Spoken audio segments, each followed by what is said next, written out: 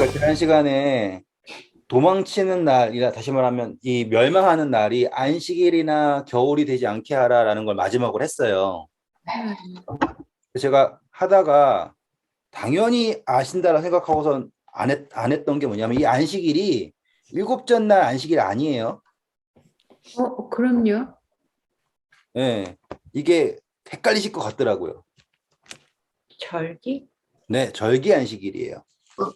그래서 레위기서 잠깐 가셔서 레위기. 네,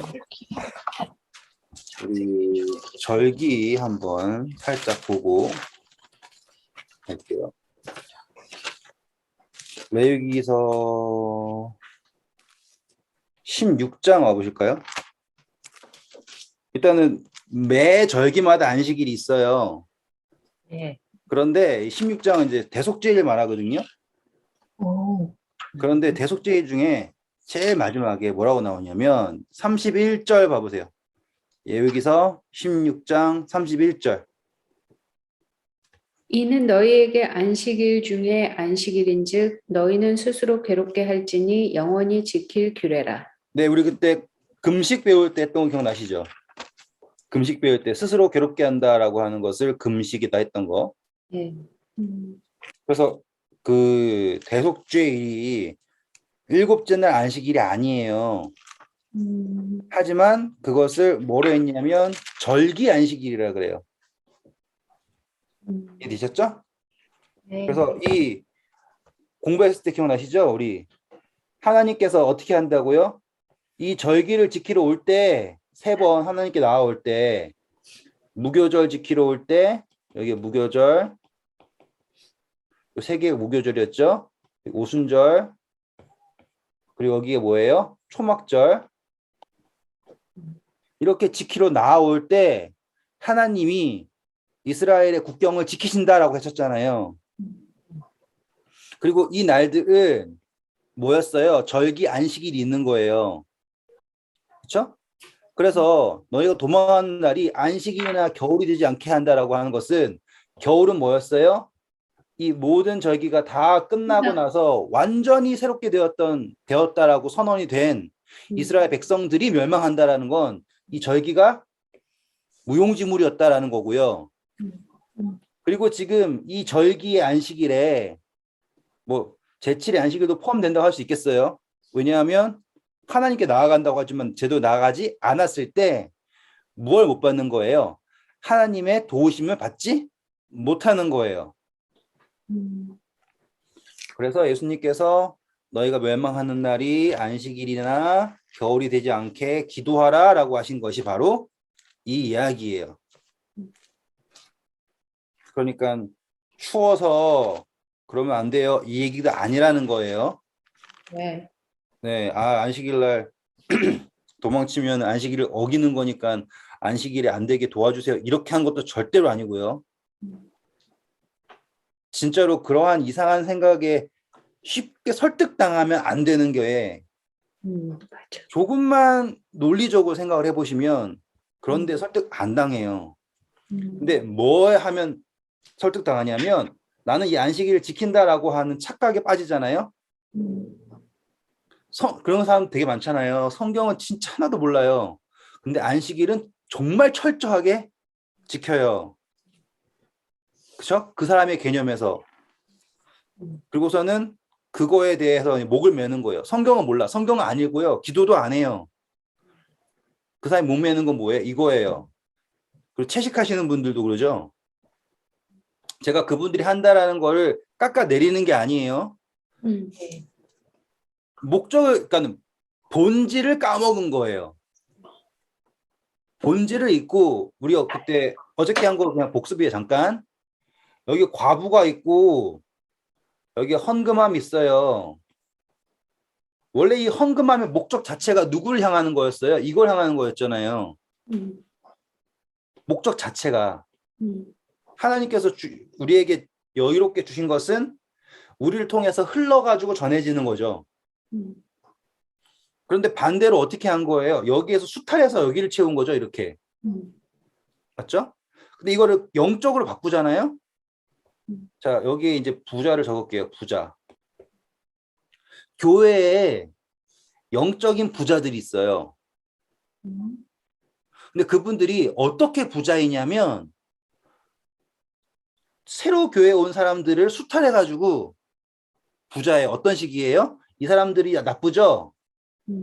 그래서 세리와 바리새인이 기도하잖아요. 바리새인들이 영적으로 부자가 어떻게 되는 거예요? 하나님과의 경험을 통해서 영적인 부자예요? 아니면은 세리를 깎아내리면서 영적 부자예요? 네, 깎아내리면서. 세리를 깎아내리면서 영적 부자예요. 그러니까 차이점 아시겠죠? 예수님이 바라보실 때 이 부자는 정말로 못난 부자예요. 근데 또 이 과부는 이 또 부자를 부러워하네요. 이것도 못난 거죠. 근데 과부가 만약에 이 부자가 부러워서 내가 가지고 있는 것을 의미가 없다라고 생각해버리는 순간 이것 역시 문제죠. 네. 그런데 이 과부는 어떻게 했어요? 자기가 가진 의미보다, 맞죠? 사람들이 바라보는 의미보다 그녀는 자기의 뭐예요? 전부를 드렸어요. 네. 이제 전체적으로 이해가 되시죠, 이제? 네. 네. 자, 이제 마무리 좀 해볼게요, 이제. 마태복음 24장 다시 오실게요.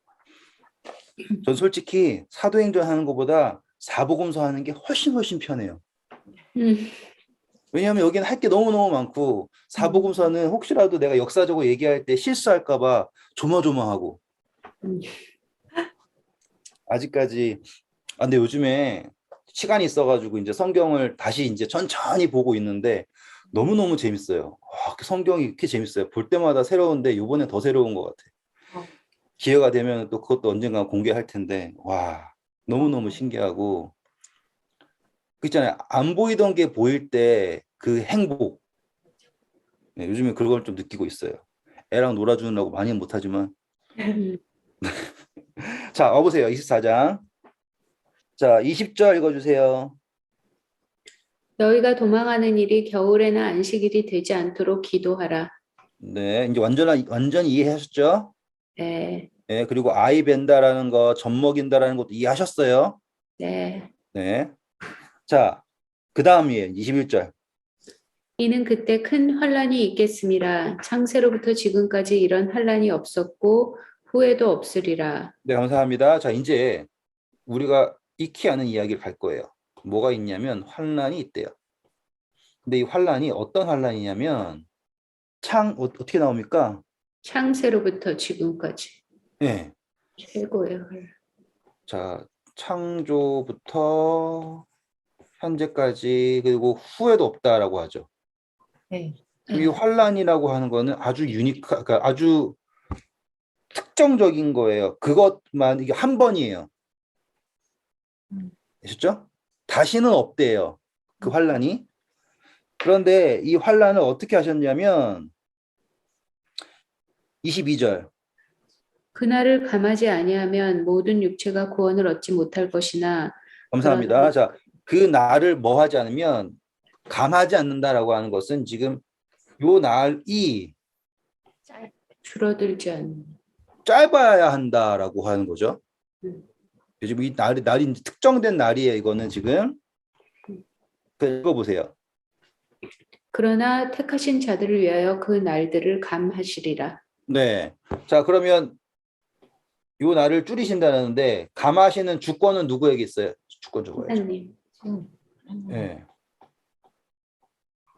그러면 하나님의 뭐가 있다는 거예요? 목적이 있다는 거죠, 이제. 네. 네. 주권은 하나님에게 있습니다.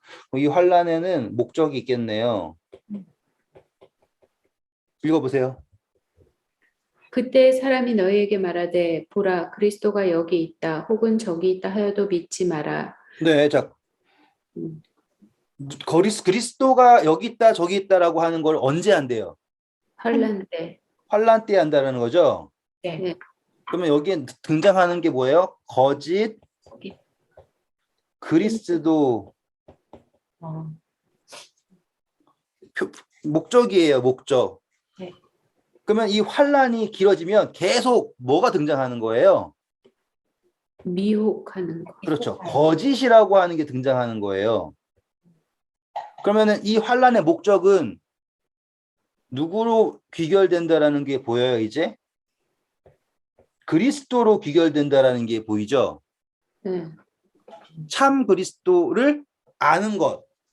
참 그리스도가 아닌 거짓 그리스도를 따르는 요게 나타나는 게 요 환란의 목적이구나라는 거가 나오겠죠? 네. 여기까지 질문 있으세요? 그러면 없죠? 읽어볼게요, 또. 거짓 그리스도와 거짓 선지자들이 일어나 큰 표적과 기사를 보여 할 수만 있으면 택하신 자들도 미혹하리라. 보라, 내가 너희에게 미리 말하였도다. 네. 자, 그럼 이 환란은 목적이 뭐냐?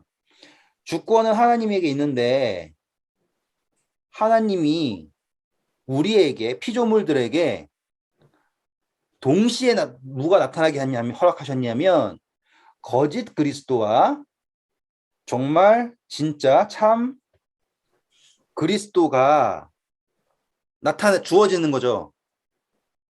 네. 맞죠? 네.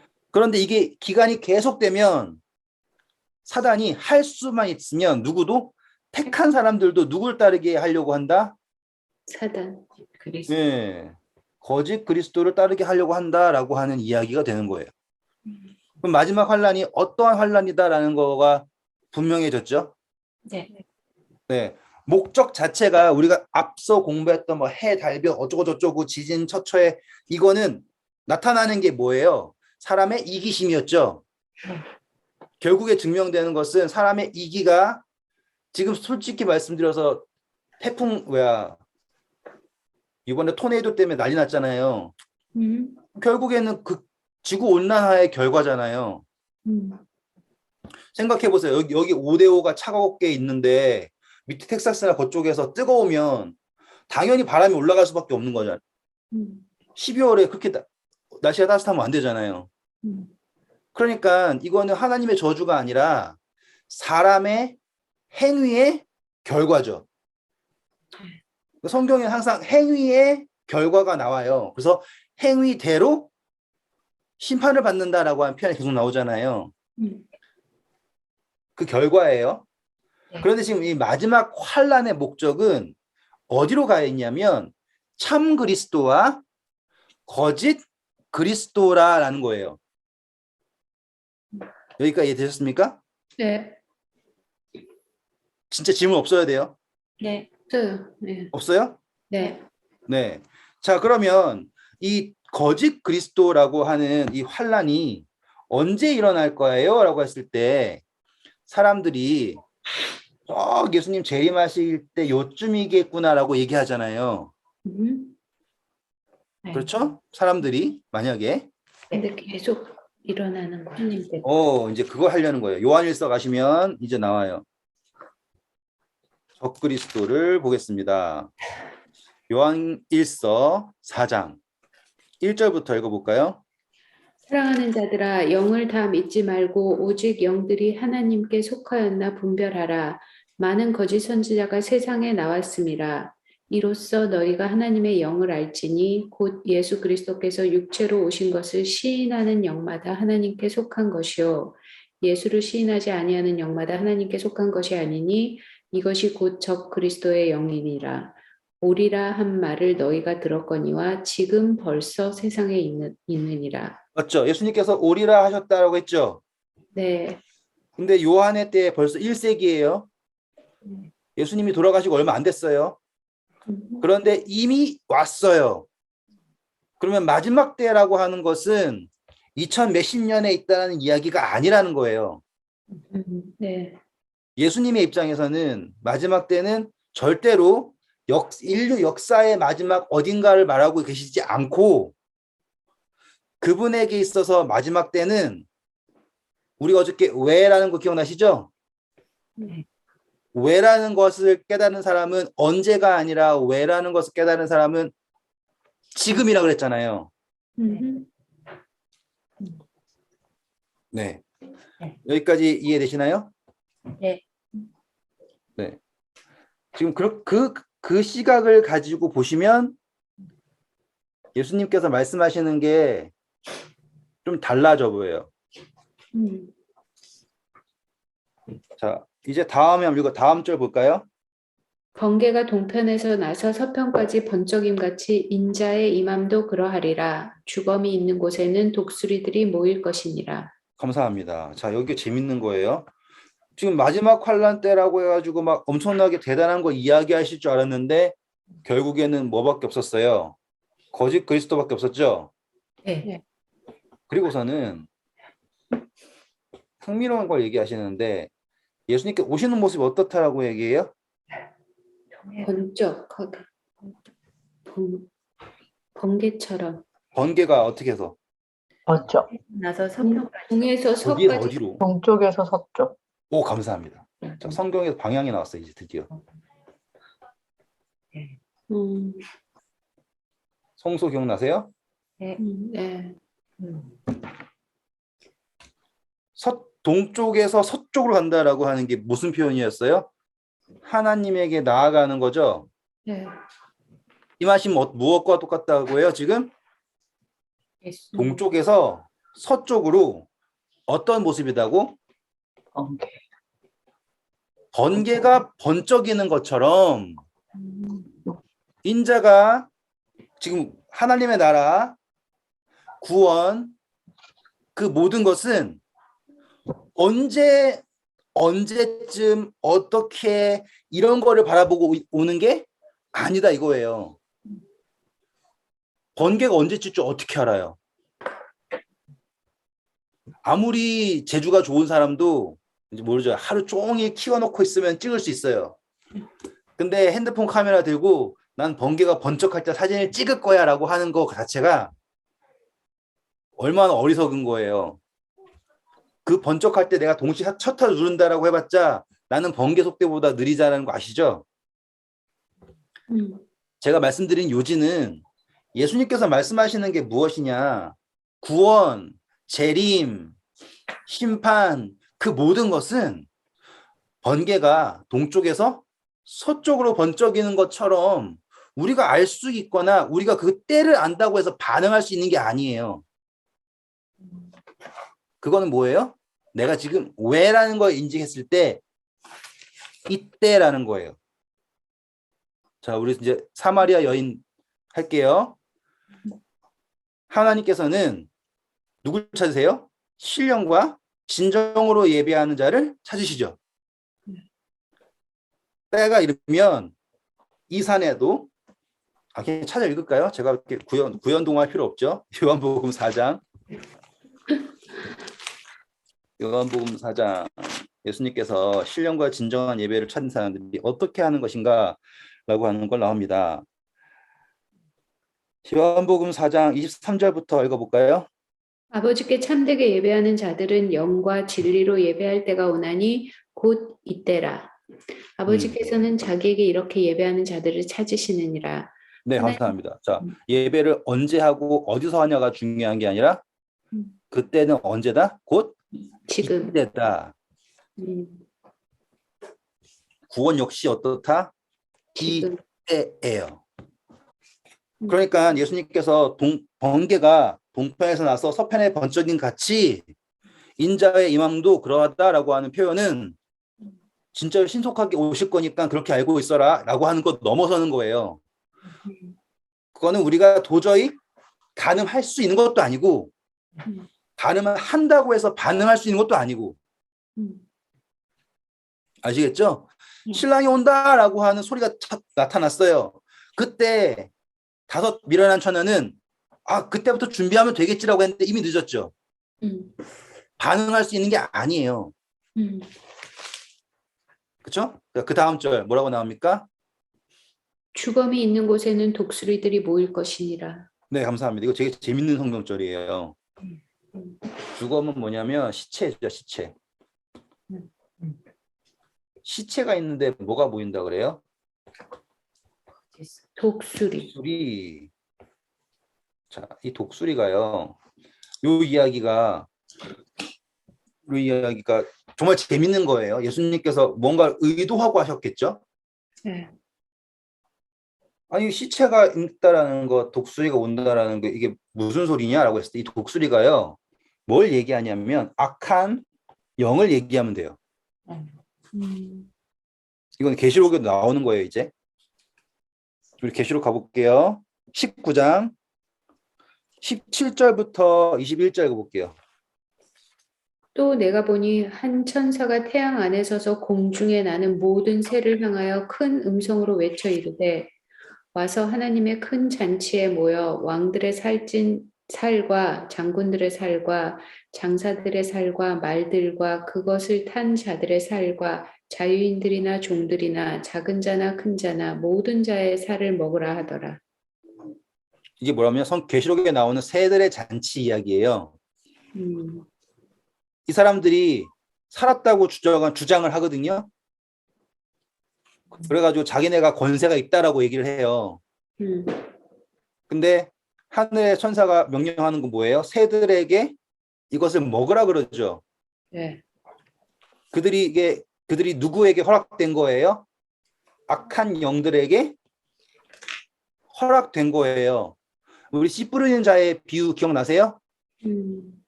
길가에 뿌려진 씨가 누구에게 먹혀요? 새. 그렇죠. 읽어볼까요? 마태복음 13장 해석 어떻게 하십니까? 찾아 읽어보세요. 알려줬으니까. 32절? 읽어보세요. 공중의 새들이 와서 이는 모든 씨보다 작은 것이로되 자라는 애는 풀보다 아니 크고 새가 악한 이거 해석 나온 거 확실하게 있는데 나왔네. 여기네. 누가복음 8장이네요. 다시. 죄송합니다. 누가복음 8장 보세요. 아니, 누가복음 8장 11절부터 12절 읽어주세요. 이 비유는 이러하니라. 신은 하나님의 말씀이요 길가에 있다는 것은 말씀을 들은 자니 이에 마귀가 가서 그들이 믿어 구원을 얻지 못하게 하려고 말씀을 그 마음에서 빼앗는 것이요. 네, 새가 뭐라고요? 사단. 자, 그러니까 이제 시체가 있는데 독수리가 온다라고 하는 거 이해되셨죠? 네. 생명 안 가지고 있는 죽은 자들이에요. 죽은 자들은 누구의 먹일 뿐이에요? 악한 영의 먹일 뿐이에요. 뱀이 흙을 먹는 것과 똑같은 거죠. 그래서 뱀이 개구리랑 쥐 먹는 게 아니라 흙을 먹는다라고 저주받은 것은 사람이 하나님의 영을 거절하면 남는 건 뭐밖에 없어요? 흙밖에 없죠. 죽은 상태잖아요. 그러면 사단의 먹이가 밖에 될 수 없는 거고, 여기 예수님께서 시체가 있는데 주검이 있는 곳에 독수리가 모인다라고 하는 것 역시 사람들이 악한 영을 받는다, 짐승의 표를 받는다라고 하는 것에 대해서 왈가왈부하잖아요. 막 이렇다 저렇다. 네. 그런데 이거는 예수님의 입장에서는 어떤 문제로 인식되시는 거예요? 생명이 없다. 있느냐 없느냐의 문제인 거예요. 내가 어떻게든 악한 영을 거절해야지 할 이유가 없는 거예요. 생명이 있으면 악한 영이 나한테 오지 않아요. 꼬일 일이 없어요. 그러니까는 여러분 강신술 조심해야 됩니다. 영화 보면 안 돼요. 이런 것들이 있잖아요. 그거는 정말로 초급적인 방어 방식이에요.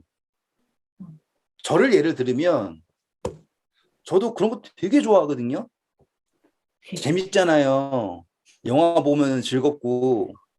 근데 제가 어떠냐면은 점점 거기에 흥미가 없어져요. 뭐 가끔 뭐 새로 개봉하면은 너무너무 궁금하고 막 그래픽 화려하고 막 그런데 이야기를 듣고 가만히 보고 있잖아요. 그러면은 유치해도 너무 유치하고 제가 말하는 목적을 이해하셔야 돼요. 내가 그거를 하고 싶은데 참는 것이 나를 거룩하게 하는 게 아니에요.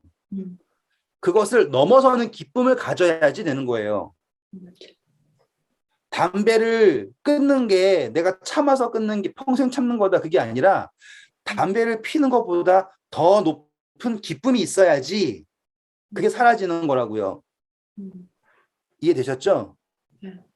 그러니까 예수님은 어떻게 접근하시냐면 그걸 하지 말아야 된다, 그거를 피해야 된다, 이게 아니라 생명이 있느냐 없느냐라는 것으로 해결하신단 말이에요. 마지막 때의 환란이 뭐예요? 거짓 그리스도가 꼬인다잖아요. 예?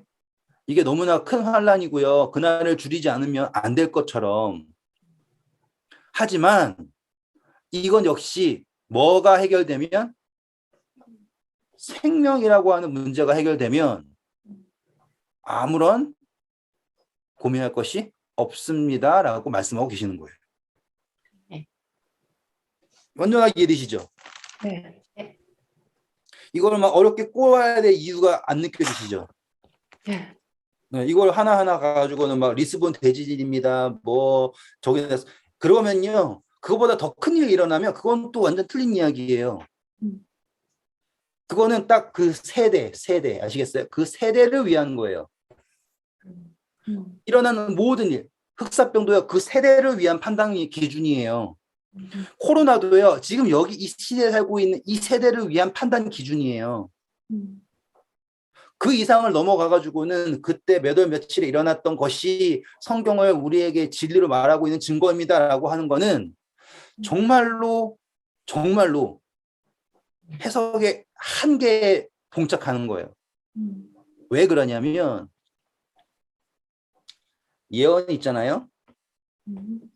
예언이 어떠한 시점의 사건을 말하는 것으로 귀결되잖아요. 만약에 이거는 이제 예언에 있어서 예수님의 탄생이에요. 예수님의 탄생. 이 탄생이 요 사건이거든요. 근데 예수님의 탄생이 하나님의 계획하신 대로 이루어졌습니다를 말하기 위한 예언이면 인정이에요. 한 번 더. 예수님이 탄생하셨습니다. 근데 이 탄생이 그냥 우연찮게 탄생한 것이 아니라 하나님의 뜻에 의해서 탄생하신 것이 나타납니다. 라고 하는 게 이거면 우리는 그거를 인정을 해요. 이해되셨죠? 왜냐하면 요 사건을 통해서 요 사건을 이해하기 위해서 우리가 뭘 보냐면 요거를 보면서 이것이 뭐로 이해되니까 성취로 이해되니까 이게 결론이에요. 결론. 맞죠? 근데 이제 반대로 여기가 결론이 여기 있어요. 예수님의 재림이 여기 있어요. 재림이 여기 있어요. 근데 여기에 이러한 사건들이 있네요. 사건들이 여기 또 사건들이 있다 할게요. 여기 예언이라 하고요. 예언이요. 요거를 말하는 거거든요. 요거를. 그래서 이 일이 일어났을 때 요렇게 보는 거는 맞아요. 그런데 요 시점에서요. 내가 판단을 해가지고 요 사건이 이 예언의 성취다라고 얘기하잖아요. 그러면 어떤 문제가 생기냐면 여기에 예수님이 따라오시는 재림은 무조건 누구의 해석에 맞아야 되는 거예요? 내 판단의 기준에 맞아야지만이 되는 거예요. 이게 얼마나 무서운지 아시겠죠? 내가 지금 이 시기를 완전히 이 사건을 예수님의 재림의 징조로 완전히 했으니까 이거는 맞아. 따라서 예수님은 나의 판단에 맞게 오셔야 돼 라고 하는 거라고요. 그러니까 예언 해석이 시기로 갔을 때는 정말로 무서워지는 거예요. 왜? 우리 아시죠? 우리 어렸을 때 자 내가 10초 준다. 저기 매점 가가지고 빵 사와. 이런 느낌인 거예요. 지금. 시기로 봤을 때요. 제가 그래서 말하는 게 시기로 보는 게 가장 큰 문제는 뭐냐면 하나님의 주권에 있는 것을 내 계산과 내 이해와 내 판단에 맞춰서 이루어지게 하려고 한다는 거예요. 어쨌거나 그때는 아무도 모른다고 딱 그냥 못이 박혔으니까 네, 그거를 그렇죠. 맞아요. 그러니까 의미를 알기 위한 예언 해석은 오케이. 음, 하지만 시기를 알기 위한 판단을 하는 예언 해석은 그거는 정말로 안 된다. 이렇게 이해하시면 돼요. 음, 분명히 일어난 모든 사건들을 예수님이 재림하셨을 때 이것이 어떠한 의미를 갖는가를 우리가 배우게 돼요. 음, 그런데 정말 이렇게 예를 들어서예요. 예수님이 초림하셨죠. 탄생. 음, 어느 날 성전 중건하는 영이 생겼다라고 했잖아요. 음, 그때부터 어떤 사람이 예수님이 곧 오신다, 태어난다, 태어난다, 계속 한다고 쳐봐요. 음, 이거를 기쁨으로 기다리는 것과 음, 지금 와야 된다, 지금 와야 된다, 지금 와야 된다라는 거는 다른 의미다 이거예요. 음. 그 차이를 아셔야 돼요. 네. 그래서 우리가 오늘 지금까지 했던 거를 다시 한번 요약을 하면 우리는 지금이에요. 지금. 곧 이때예요. 그리고 모든 징조는 기억나시죠? 이런 일이 있고 이런 일이 있고 이런 일이 있기 전에 누가복음 뭐라고 그랬어요? 우리에게 징조가 있을 거라 했잖아요. 음, 왜? 증거를 하게 하신다. 그래서 너희가 말을 준비할 필요도 없다. 왜? 너희가 그것을 증거한다면 그것 자체가 너에게 하나님의 나라가 있다라는 거를 뭐하고 있으니까 증거하고 있으니까 따라서 언제라는 것이 의미가 없다. 왜? 우리는 지금에 있으니까 하나님의 나라가 너희 안에 있으니까 이렇게 된 거예요. 음. 맞죠? 자, 이제 그 다음 29절 이제 환난 후에라는 거예요. 이제 재밌어요. 그날 환란 후에 즉시 해가 어두워지며 달이 빛을 내지 아니하며 별들이 하늘에서 떨어지며 하늘의 권능들이 흔들리리라. 감사합니다. 자, 여기 보시면 그날이라고 하는 이제 환난이라고 하는 게 나왔어요. 음, 환난할 때 짠, 환난. 우린 환난할 때 핵심이 뭐였어요? 그리스도. 그리스도와 적그리스도. 그렇죠. 거짓 그리스도. 요거죠. 네. 이 환난이 딱 끝나면 뭐가 흔들린다에 요약하면 권능이 흔들린다예요. 이해하셨습니까? 이게 무슨 뜻이냐면 자, 해가 어두워진다, 달이 빛나 빛을 잃는다라는 게 뭐냐면 정말로 그때 산불이 크게 나가지고는요. 뭐 우리 산불 나니까는 해가 잘 안 보이시던가요? 그죠? 안 보이죠? 네, 그래가지고 그걸 가지고서는 요즘에 또 어떤 분들은 여러분 해가 안 보이기 시작합니다. 이제 예수님 재림하십니다. 라고 얘기하는 분도 있어요. 그 어떤 거예요? 국지적이죠. 아이씨, 왜 그러냐? 그 주변에 계시는 분들이 그래요. 국지적인 현상을 가지고 예수님의 재림이라 하는 거는 인터넷 되기 전 이야기예요. 음, 그래가지고 옛날에 미국에 살던 분들이 산불 크게 나가지고는 하늘에 먹구름 끼니까 그리고 아시죠? 이게 먼지가 많이 껴져 있으면 붉은 노을 져가지고 달이 붉어지잖아요. 시뻘개요. 맞아요. 네. 그걸 보고서는 예수님 재림하신다라고 하는 그러니까 과학적인 것도 없고 예? 아무것도 없는 거예요. 그냥 그걸 보고서는 그냥 해석하는 거예요. 거의 중세시대 수준이죠. 근데 여기서 핵심이 뭐냐면 그날 즉시로 환난이 끝난 즉시로 해, 달, 별 그리고 하늘의 권능들이 흔들린다라고 얘기하죠. 음, 이 말은 뭐냐? 계시록 가보실게요. 이제 자 마지막 환난 우리 5번째 나팔 먼저 보고 그 다음에 넘어갈게요. 5번째 나팔 계시록 9장 18절부터 한번 볼까요? 이 세 재앙 곧 자기들의 입에서 나오는 불과 연기와 유황으로 말미암아 사람 3분의 1이 죽임을 당하니라.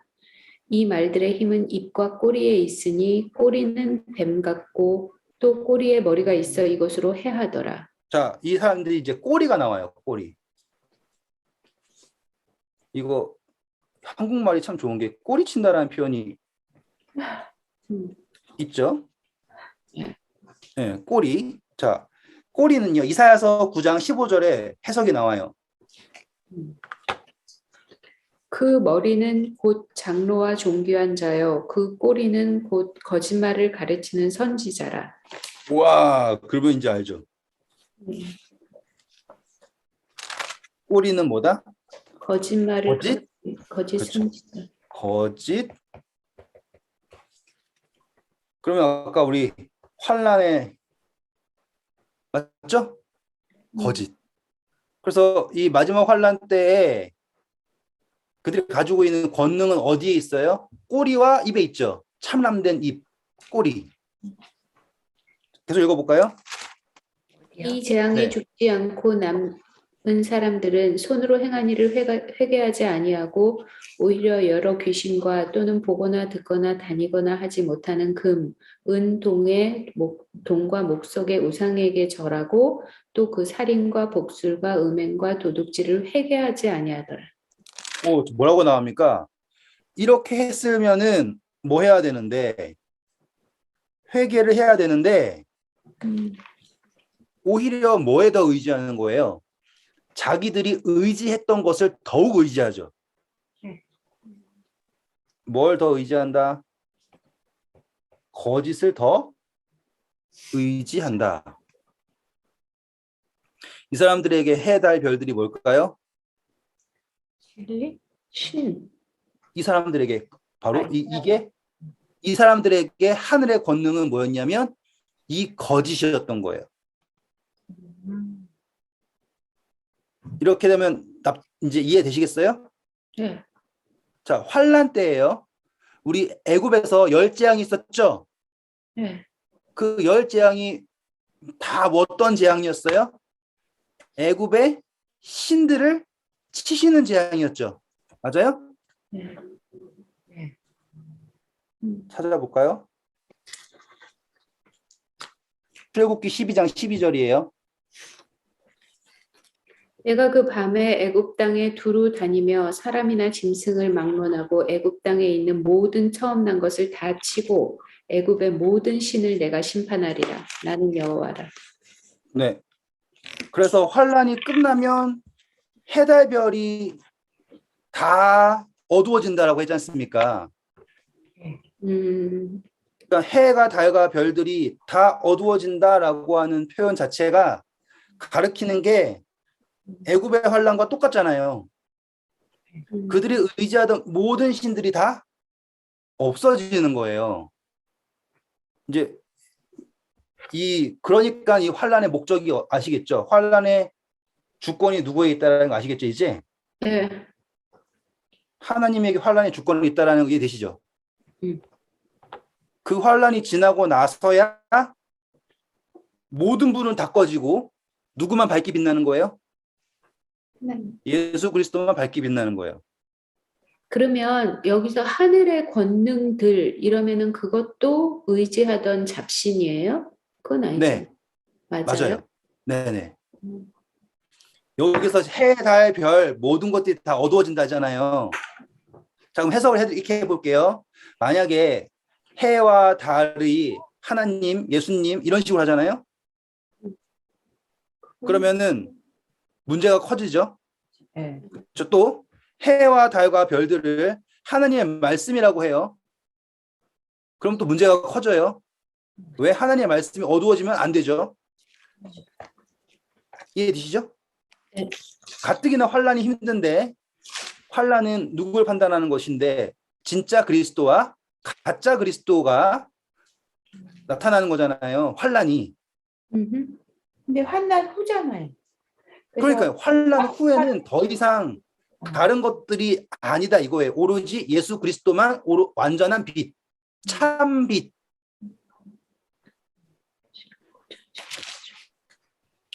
분명 이 계시록은 아직까지 그 누구도 완벽한 해석을 제시할 수 없는 책임은 분명해요. 음, 그래서 제 해석이 무조건 맞다라고 하고 싶지 않아요. 저도 배우고 싶고 제가 여기서 공부해 보니까는 나도 빨리 헬라어를 정말 읽었으면 좋겠다라고 하는 그냥 막연한 기대를 해봐요. 그런데 제가 믿는 바로는 저는 단어는 몰라요.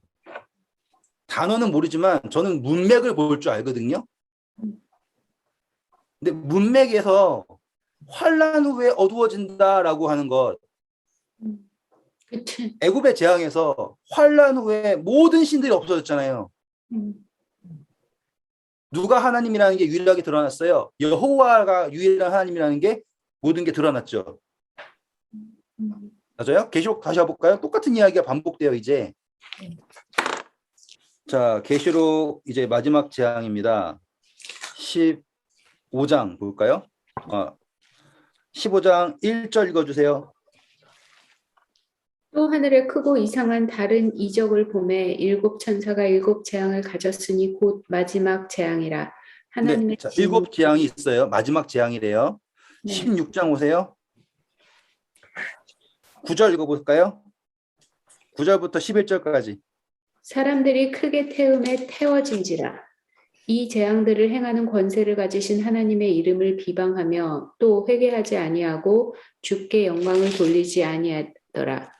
또 다섯째 천사가 그 대접을 짐승의 왕좌에 쏟으니 그 나라가 곧 어두워지며 사람들이 아파서 자기 혀를 깨물고 아픈 것과 종기로 말미암아 하늘의 하나님을 비방하고 그들의 행위를 회개하지 아니하더라. 어떻게 나옵니까? 그러니까 계속 드러나죠? 심하게. 드러나는데 그 재앙이 뭘 말하는 건데 원래는 그것을 깨닫고 돌이켜라라고 하는 거죠. 네. 해달별에서 어두워졌으니까 음, 참빛은 누구밖에 없어요. 하나님. 예수님밖에 없죠. 네. 그런데 뭘 하지 않나요? 회개하지 오히려 뭐 한다? 더 의지해요. 회개하지 아니하고 예수님을 비방한다. 비방한다. 그때 11절부터 보세요. 거짓말쟁이 나옵니다. 또 이제 또 여섯째 천사가 큰 대접을 큰 강 유브라데에 쏟음에 강물이 말라서 동방에서 오는 왕들의 길이 예비되었더라. 또 내가 보매 개구리 같은 새 더러운 영이 용의 입과 짐승의 입과 거짓 선지자의 입에서 나오니 그들은 귀신의 영이라. 이적을 지금 보세요. 우리 공부했던 건 똑같죠? 네. 꼬리, 귀신, 거짓 똑같아요. 지금 제가 이야기하는 것 하나도 빈틈없이 나오죠. 그래서 우리가 아까 주검 있는데 독수리 온다 이게 똑같은 거예요. 다 똑같은 거예요. 그다음 가보세요. 그들은 귀신의 영이라. 이적을 행하여 온 천하 왕들에게 가서 하나님 곧 전능하신 이의 큰 날에 있을 전쟁을 위하여 그들을 모으더라. 네, 지금 뭐 하는 거예요? 하나님의 미혹 받아가지고 주검이 있는 곳에 독수리가 모인다라고 하는 이야기가 똑같은 거예요. 그렇죠? 그리고서 이제 마지막 아마겟돈이 일어나요. 근데 이제 21절 마지막 한번 볼게요. 하나님을 뭐 한대요, 결국에? 네, 마지막 보시면 하나님을 비방하는. 뭐 한대요? 비방. 때문이라고. 비방한대요. 네, 비방한. 그러니까 결과론적으로 하나님을 깨닫게 하기 위해서 나타난 거였는데 그들은 하나님을 깨닫고자 해요, 안 해요? 안 해요. 해달별 다 없애도요. 참빛만 보여도 안 해요. 무엇으로 모아요? 거짓으로만 모아요. 아시겠죠? 그래가지고 그 사람들이 결국에 하는 이야기가 어떻게 표현이 되냐면 계시록 6장 12절부터 보세요. 내가 보니 여섯째 인을 떼실 때 큰 지진이 나며 해가 검은 털로 짠 상복같이 검어지고 달은 온통 피같이 되며 하늘의 별들이 무화과 나무가 대풍에 흔들려 설익은 열매가 떨어지는 것 같이 땅에 떨어지며 우리가 알고 있는 이야기죠? 우리가 알고 있는 이야기죠? 그전에는 항상 어떻게 들었어요? 정말로 유성우가 막 떨어지고 해가 어두워지고 달이 빨갛게 되고 이렇게만 생각했잖아요. 네. 근데 지금 우리가 지금 공부하는 것 거짓 선지자들이 의뢰하는 것으로 가니까 계시록에 나와 있는 모든 심판들의 내용이 하나로 이어지고 네. 예수님께서 말씀하시는 것도 이어지죠. 네. 이게 뭐로 연결 안 돼? 사건으로 연결되는 게 아니라 현상으로 연결되는 거예요. 우리의 삶에서 우리가 누구를 의지하고 있는가라고 하는 걸로 연결되어 있잖아요.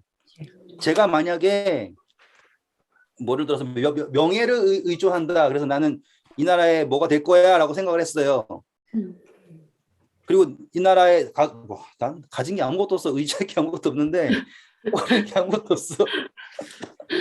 예를 들어서 뭐 어떤 기업이 날 서포트하고 있어. 그래서 나 그 기업을 의지해요. 그럼 하나님이 저를 사랑하시면 뭐부터 끊으실까요? 기업? 예, 이해 되시겠어요? 하나님을 의뢰하게 하는 게 그분의 목적이에요. 그게 사랑이라고요. 그래서 느부갓네살 왕이 자 봐라 내가 이룬 업적이 얼마나 대단하냐 하니까 하나님께 곧바로 그걸 딱 끊어버리시죠. 왜? 느부갓네살 왕을 사랑하시니까. 그럼 잘 보세요. 성경 말고요. 역사 중에서 네로라라고 하는 지도자들 그들의 말로가 어때요? 딱 끊기죠. 알렉산더도 그렇고요. 진짜 잘 나간다고 하는 모든 사람들은요. 거짓말처럼 딱 끊겨요. 그 얘기가 뭐예요? 하나님이 그들을 사랑하신다는 거예요. 의뢰하는 것을 끊으심으로 누구를 의뢰하게 하시는 거예요? 하나님을 의뢰하게 하는 거예요. 재앙이라고 하는 것의 목적이 뭐냐면 바로 그거예요. 하나님을 의뢰하게 하는 것. 그래서 이스라엘 역사를 보시면 항상 재앙을 맞죠? 그랬을 때 재앙 당하고 나서 뭐 한다 그래요? 돌이킨다 그러죠. 예레미야서가 뭐라고 그래요? 너희 패역한 백성들아 나에게 돌이켜라. 돌이키려거든 나에게로 돌이켜라 라고 하시는 게 뭐예요? 목적이 이거예요. 너 잘못했어. 열대 맞아. 이 때리는 게 아니라고요. 잘못을 때리는 게 아니라 돌이키기 위해서 눈물을 삼키시는 거라고요. 그러니까 계시록 이야기가 완전 달라진다니까요. 계시록을 막 무서운 책이라고 그러는데 계시록은요 정말로 사랑의 책일 수밖에 없어요. 왜? 마지막에 몸서리치게 부르시는 장면이거든요. 그때는 역사 중에서는요 참고 참으시면서 부르시는 거거든요. 기다려주시고 마지막 계시록 장면은 어떤 건지 아세요? 그냥 어떻게든 살리려고 부르시는 거라고요. 그거 아시죠? 추울 때 밖에서 졸려하고 자면 죽으니까 막 뺨 때리고 일어나 정신 차려 막 어떻게든 깨우는 그런 식으로 깨우는 거라고요.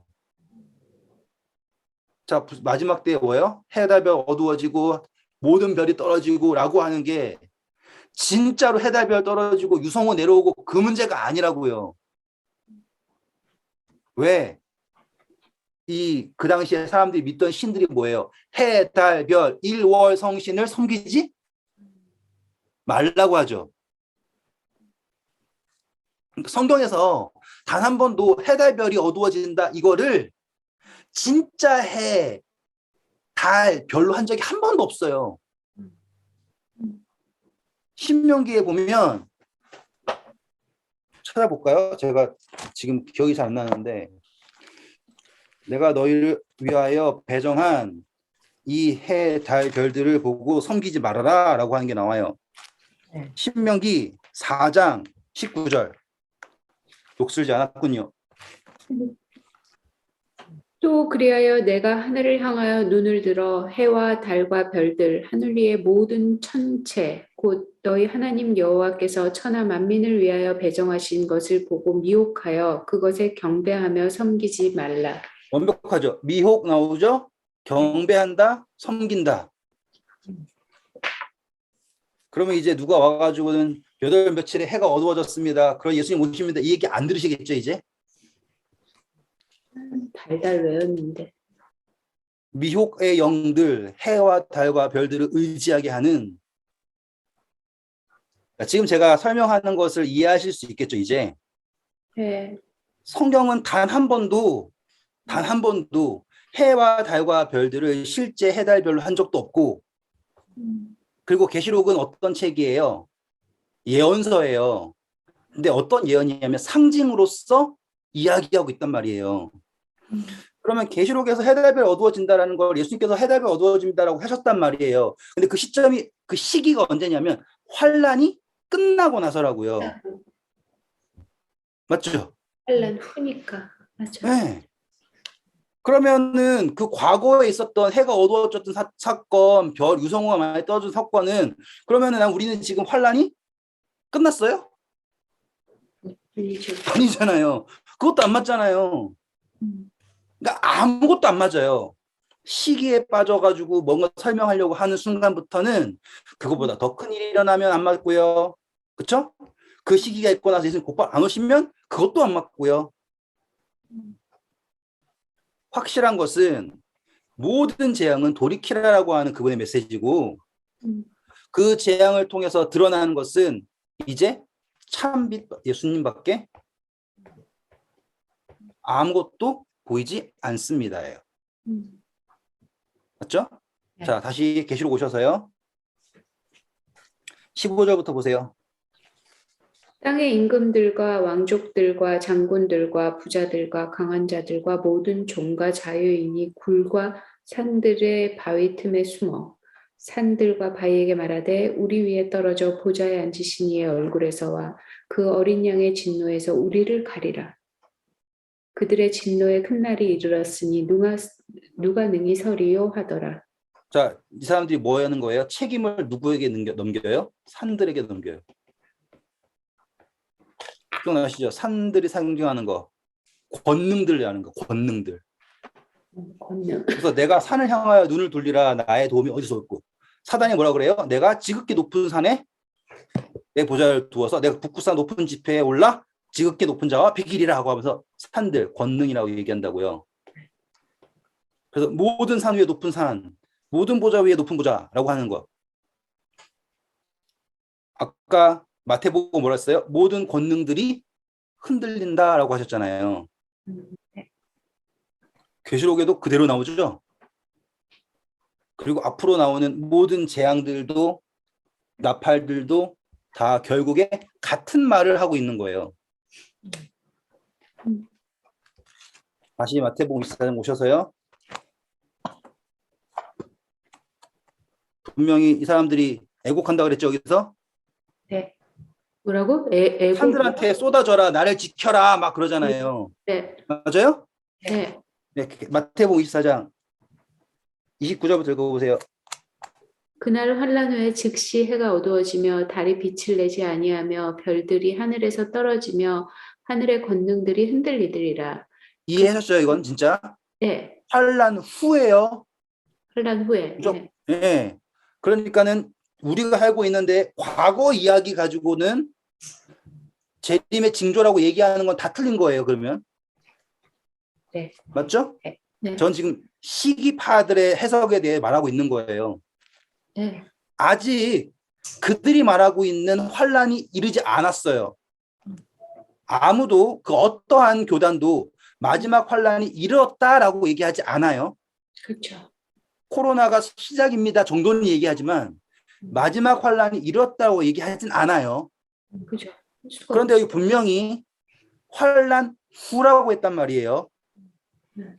그러니 해 어두워지고 별 떨어지고라고 하는 해석이 예수님의 재림의 징조입니다라고 해석을 하는 모든 해석은 틀린 해석이에요.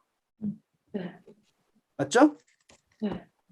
저는 시기파에 대해서 지금 말씀드리는 거고요. 자, 그리고 우리는 뭘 공부했어요? 이것이 그들이 의지하고 있던 미혹되어서 의지하고 있던 모든 것이 어두워지는 거라고 말씀드렸어요. 정리 끝. 그 다음 절 보세요. 그때 인자의 징조가 하늘에 보이겠고 그때 땅의 모든 족속들이 통곡하며 그들이 인자가 구름을 타고 능력과 큰 영광으로 오는 것을 보리라. 네, 지금 정확하게 나오죠. 땅의 모든 족속들이 뭘 한다? 본다. 통곡을 한다. 통곡함. 아까 계시록에 똑같죠? 네. 사람들이 산과 바위들한테 자기들이 의지했던 바위. 예수 그리스도 바위 말고요. 자기들이 의지했던 바위. 네. 예수님이 계신 산 말고요. 자기가 의지했던 산들한테 날 가려라. 예수님의 진노의 날에서 날 좀 가려라. 그게 돼요? 안 되죠. 음. 그리고 그 사람들이 결국에 택하는 건 뭐였어요? 예수님은 끝까지 비방하는 거였죠. 네. 모든 것이 드러났어도 다 그들이 뭐 되어서? 미혹되어서. 왜? 그들은 미혹을 좋아하는 거예요. 그들이 원하는 거는 진리가 아니에요. 아시겠죠? 자, 그 다음 어떻게 나옵니까? 인자가 구름을 타고 읽어주세요. 네. 인자가 구름을 타고 능력과 큰 영광으로 오는 것을 보리라. 자, 그들이라 그랬죠. 네. 그들. 네. 그럼 그 사람들은 뭐예요? 통곡하고 있는 사람들이죠. 하는 자들. 그러면 이것도 또 나와요. 어떤 분들은 의인들만 부활해가지고 예수님의 재림을 만난다. 라고 하는 분들이 있어요. 네, 원래 그렇잖아요. 그것도 틀렸죠, 지금. 네. 보는 사람들은 모두죠. 네. 맞아요? 네. 그러니까는 그냥 어렴풋이 들었던 모든 거가요. 성경을 조곤조곤 들어가 보면 틀린 게 어마어마하게 많아요. 지금 예수님 오시는 거는 잘 생각해 보세요. 예수님이 원하는 사람만 부활시켜가지고 보여주는 게 예수님 재림이 아니에요. 모두가 바라보고 모두가 이제 해달별 다 없고 참빛 예수 그리스도밖에 없죠. 그러면 누가 판단하기가 쉬워요? 모든 피조물이 누가 예수 그리스도인지 판단하기가 제일 쉽죠. 맞아요? 네. 자, 계시록 가볼게요. 계시록 21장. 계시록 21장 23절 보세요. 그 성은 해나 달의 비침이 쓸데없으니 이는 하나님의 영광이 비치고 어린 양이 그 등불이 되심이라. 자, 이제 이게 새롭게 느껴지시죠? 네. 예수님만이 참 빛이다. 그것을 모두가 볼 수밖에 없다. 더 이상은 거짓 그리스도가 있을 수조차 없어요. 다시 마태복음 24장 31절. 그가 큰 나팔 소리와 함께 천사들을 보내리니 그들이 그의 택하신 자들을 하늘 이 끝에서 저 끝까지 사방에서 모으리라. 아멘. 택하신 자들은 모이는 게 아니 스스로 모이는 거예요.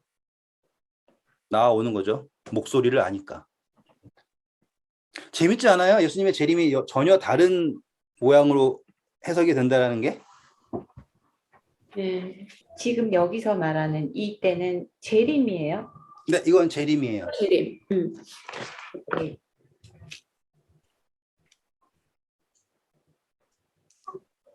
삼님의 뜻이 뭐예요? 세 번째 오신다. 세 번째 오신. 감은 잡고 있었지만. 아니 지금 우리가 지금 계시록 공부하고 있는 게 아니라서 그렇지만 네. 저는 정말로 많은 걸 건드렸어요. 오늘 많은 걸 배웠어요. 실질적으로 건드리지 않았지만은 많은 걸 건드렸고 그리고 이게 한 권이구나라는 게 느껴지시죠 이제. 네. 막 역사 공부를 막 몇 년 538, 1798 외우고 막 그래가지고 막 교황이 여기로 갔다 저기로 갔다 공부할 이유가 없다라는 게 진짜 성경만으로도 다 되거든요. 네. 제가 믿는 바로는.